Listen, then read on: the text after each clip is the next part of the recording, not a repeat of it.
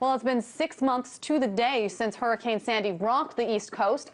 In the storm's wake, 147 people were killed. Some 161,000 families were displaced from their homes, and states from New York to New Jersey suffered from billions upon billions of dollars of damages. There have been some notable improvements in relief efforts, but for the families affected by this megastorm, recovery has been slow and stubborn. 39,000 people are still displaced in New Jersey, and some parts of the disaster area have been left untouched.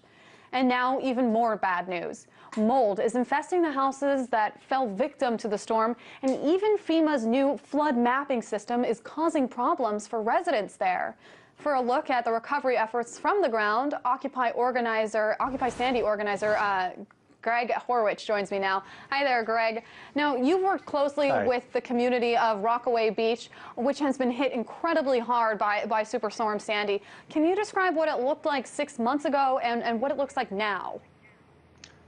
Sure. I've been working throughout the Rockaway Peninsula, and I think that Sandy wasn't really a natural disaster. It was a natural occurrence that exacerbated the disaster of longstanding policies. So I don't want to overstate the difference. We're not in the acute relief period, but it's going to be a long time before the community has really achieved anything like recovery, much less some kind of resiliency marked by improvement. So, Greg, describe specifically what is it like on the ground right now? Well, there's longstanding problems of poverty, lack of access. Those things were aggravated by breaks in the communication systems, transportation system, which still isn't back up. That's what it looks like. Absolutely. Now, the Sandy relief bill was famously held up on Capitol Hill, but now it's passed. Harsh critics like New Jersey Governor Chris Christie have toned down their rhetoric. Here's Governor Christie talking about the president and Superstorm Sandy over the weekend. Listen, the president has kept every promise that he made. And the fact is that that's what I was saying at the time. What I was saying at the time was I was asked about how was the president doing, and I said he's doing a good job. He's kept his word.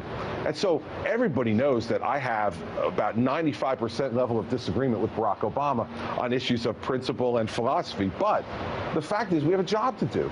And what people expect from people they elect is to do their job. And since that time, I have to say, everything that they promised they would do, they've done. So, Greg, what do you think? Have the communities you've worked in seen any of the funding from this bill? And if so, why are there still 39,000 people that are displaced? Well, I'm not a policy expert, but a common refrain in the community is that the value isn't being left in the community. So regardless of where the funding goes, we have to, I think, use this opportunity of recovery funding from Sandy to create new structures and improve value chains so that, for whatever money is earmarked, the greatest value is actually landing in the community, and in fact could even include investments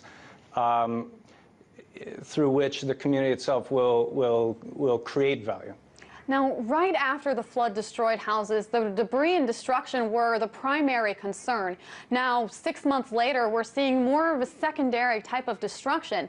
Things like mold have sprung up on the houses. Can you talk a little bit about that and whether this is getting any attention as much as, anyway, the initial destruction did?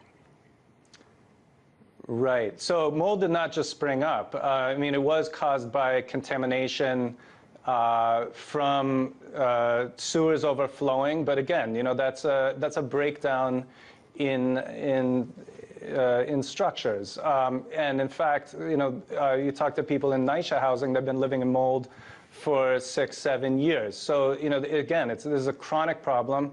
I don't think it's been getting enough attention, maybe in part because there are liability issues.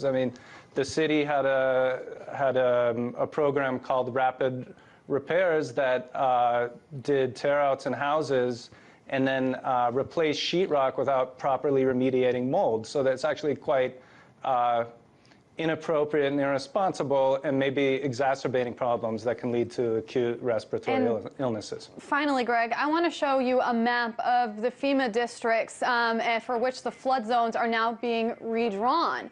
This redistricting will actually allow insurance companies to charge as much as 15 times what they were charging residents before for flood insurance. So what this is having a huge effect on the families. Now, with the families that you're working with, have they experienced any kind of backlash from the insurance companies that you know of, and are they planning on leaving the Rockaways area as a result? Right. Well, you know, my evidence is anecdotal since I don't do policy analysis, but you know, families are making their own decisions. I think, though, that it's really important that we look at things holistically. So, you know, flood insurance is really only protecting homeowners, those who have it, which are very few. And, you know, I think we need to come up with solutions, not just for the immediate relief, but for long-term recovery and resiliency that don't divide homeowners from tenants, or employers from employees, or citizens from the undocumented. Greg Horwich, organizer with Occupy Sandy, thank you so much for joining us. You're welcome. Thank you.